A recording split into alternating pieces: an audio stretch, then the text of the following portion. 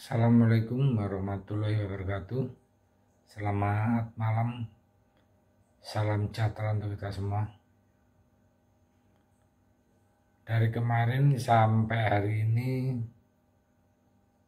rame dibahas masalah Pak Prabowo yang saat ini menjabat Menhan dan dicalonkan oleh Gerindra.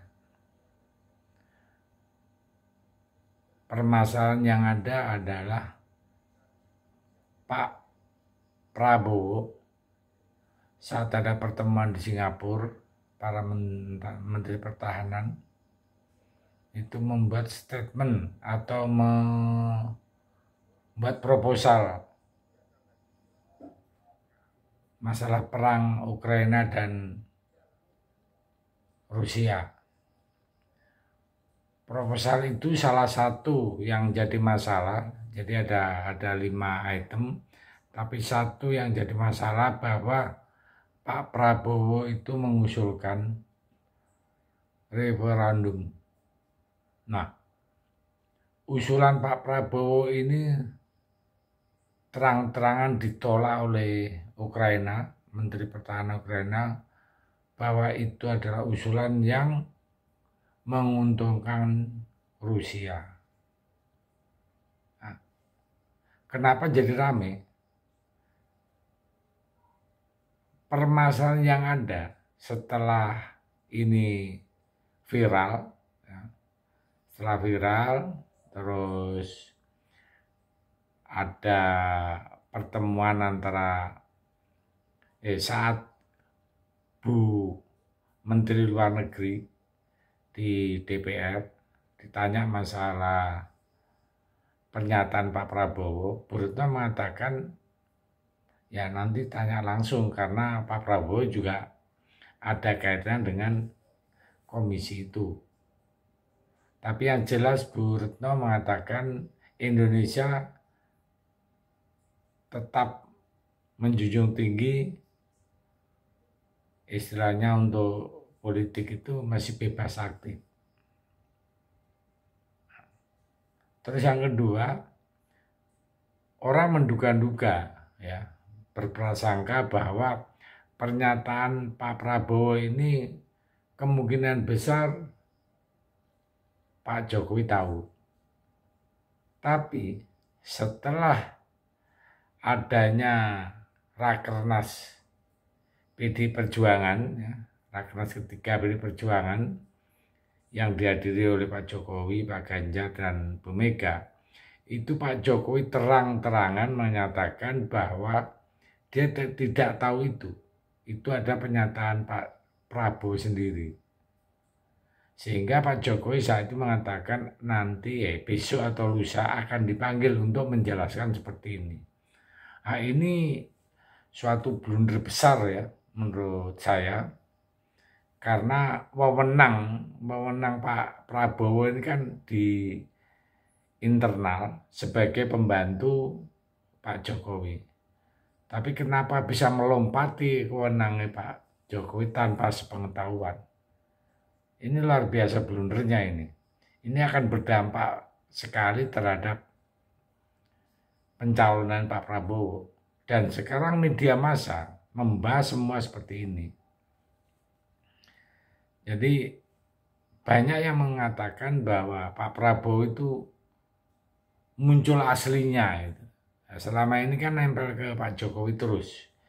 Di-endorse Pak Jokowi sehingga elektabilitas naik.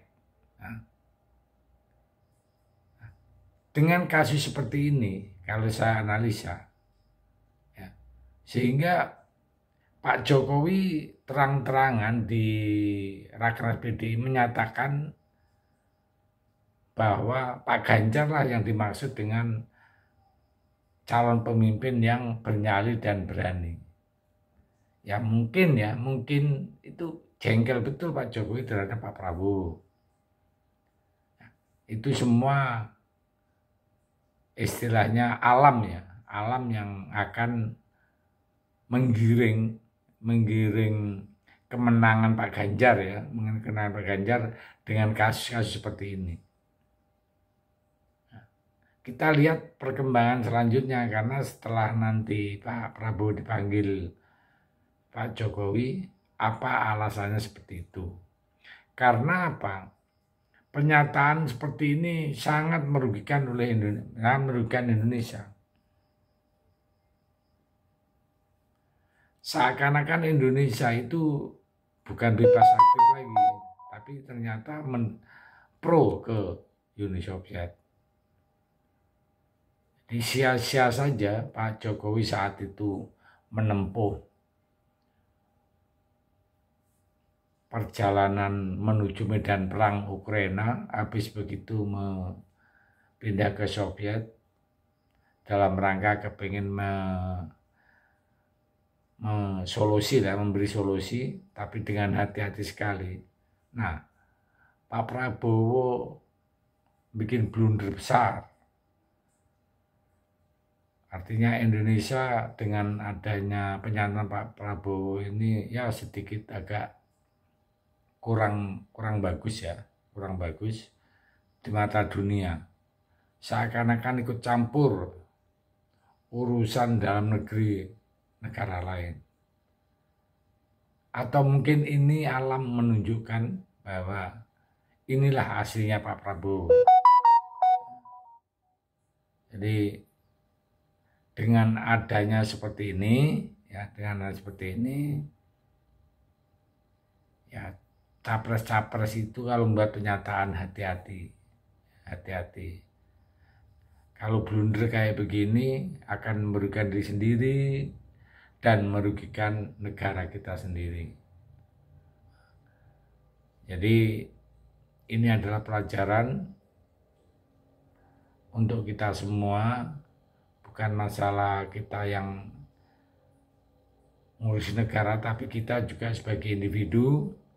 Kalau kita bergaul di masyarakat, ya berbuatlah atau ngomonglah sesuai dengan koridor atau dengan kapasitas kita, sehingga tidak melukai orang lain.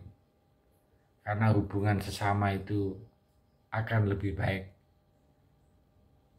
didasari dengan hati yang senang ya, hati yang positif, sehingga dengan hati positif akan mengeluarkan hal-hal yang positif. Saya pikir itu mudah-mudahan hal ini tidak melebar kemana-mana dan bisa teratasi dengan baik. Terima kasih. Selamat malam dan salam sejahtera untuk kita semua. Merdeka.